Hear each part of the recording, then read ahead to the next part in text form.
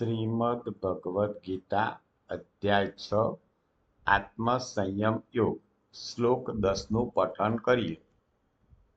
યોગી યુંજીત સતતમ આત્માનામ રહસ્યે સ્થિતઃ એકાકી યત ચિત્તાત્મા નિરાશીર પરિગ્રહ.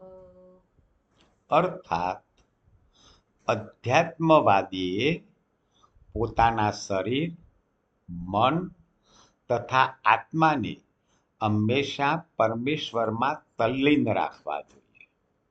તો એ કૃષ્ણ ભગવાન અર્જુનને કહે છે કે અધ્યાત્મવાદી જે માણસ છે, જે આધ્યાત્મિક બાબતોમાં સતત તલ્લીન છે, તો એને એનું શરીર, મન તથા આત્માને પરમેશ્વરમાં તલ્લીન રાખવા જોઈએ.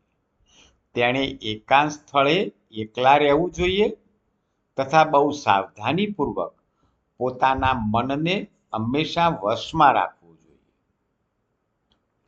તે કામનાઓથી તથા સંગ્રહ વૃત્તિથી રહિત હોવો જોઈએ.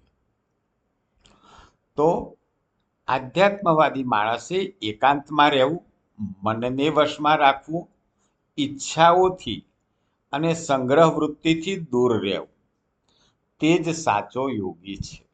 અહીં શ્રી કૃષ્ણ ભગવાન અર્જુનજીને યોગીની સાચી વ્યાખ્યા સમજાવી રહ્યા છે. જય શ્રી કૃષ્ણ.